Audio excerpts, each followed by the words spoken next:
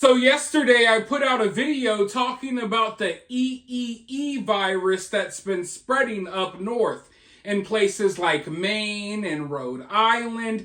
And about 10 minutes after I put out that video, news broke that this virus has now spread throughout New York. They got multiple cases in New York. And one of the reasons why I find this so scary is because some areas, like some towns in Massachusetts, have already started what I would call a soft lockdown slash curfew.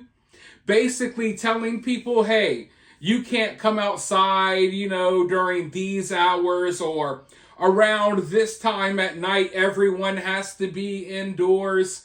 Basically trying to make it to where they limit people's exposure to mosquitoes. And some other areas, they are closing down their public parks. They're rescheduling school. They're rescheduling sporting events. It's getting kind of weird. And I already stated this in my last video. I'll state it again right here really quickly. This is a slippery slope. When you start kind of locking people down and giving people curfews so they can avoid mosquitoes, I think that's kind of scary. Because if you can use mosquitoes as an excuse to put people on lockdown, then what else can you use as an excuse? Now listen, I get this stuff is dangerous. About 30% of people who get this die. I believe, from my understanding, I'm no expert, it's like a virus that spreads from animals like horses to humans via mosquitoes. So most of the cases right now, they're in animals, deer, turkeys, horses, you name it. There's a couple of human cases, and like I said, 30% of the people who get this die. And the people who survive, they have lifelong problems because it causes your brain to swell.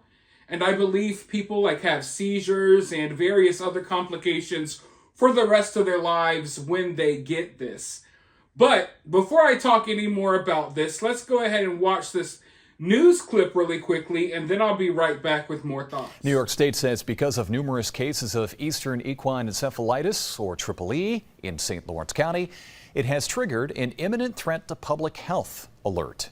7 News reporter Thomas Caffarella asking questions about that. Elizabeth Morse has been taking care of Smooches for years, but before Smooches, Morse had Ben, a healthy horse, until Morse noticed a sudden change. He had a hard time eating hay, and it's almost like his brain got swollen. Later, she found out that her horse contracted Eastern equine encephalitis, a virus carried by mosquitoes that causes swelling of the brain tissue and can lead to death. While uncommon, it's not new to the North Country, but what is the rate it's been seen? Last year, we had 5 horses test positive between July and October.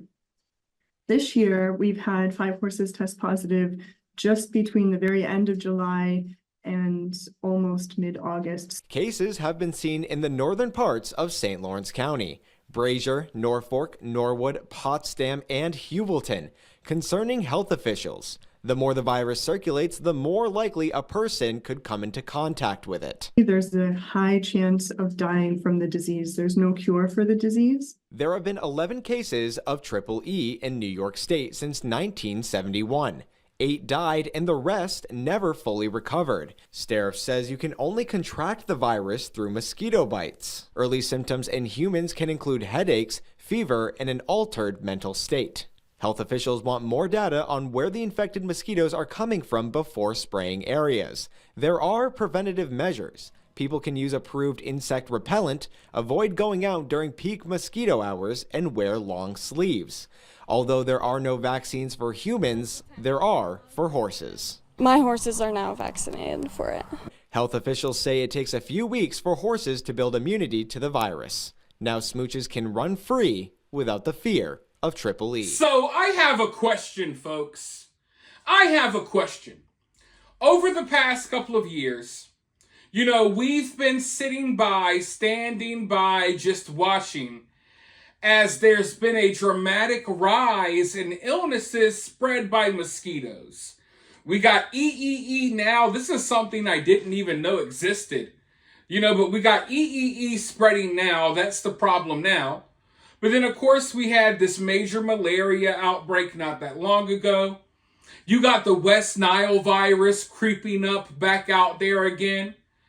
My question is, as we watch all of this play out, are we supposed to pretend like we don't know that Bill Gates has been releasing genetically modified mosquitoes into society for a while now?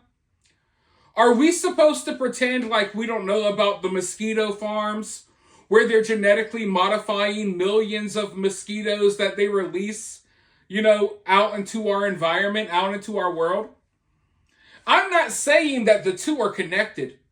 Maybe they have nothing to do with each other. But are we not supposed to ask questions about this? Are we supposed to sit here silently and not put two and two together? Are we not supposed to try to connect the dots? Now, once again, like I said, I don't know if this is connected or not. I'm just saying, folks, isn't it odd that all of a sudden, once we find out that Bill Gates is pumping the world filled with all of these genetically modified mosquitoes, isn't it odd that all of a sudden these illnesses are going up? And the more the illnesses go up, the more there's a need for medication, the more there's a need for jabs, and you name it. And guess who provides those? Bill Gates.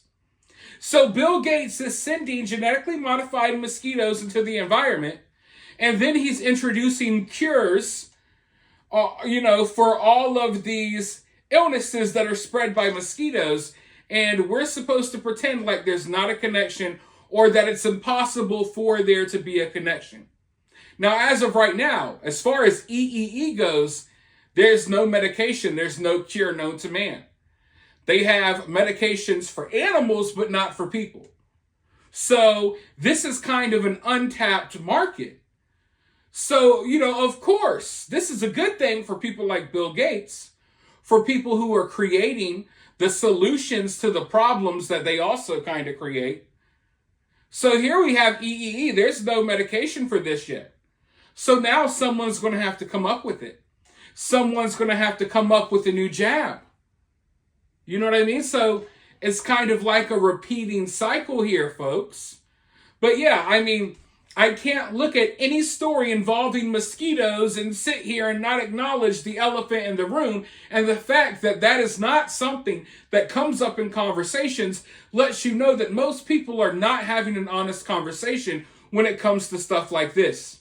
Because you can't talk about these diseases without acknowledging that millions upon millions of genetically modified mosquitoes that do Lord knows what have been released upon our society.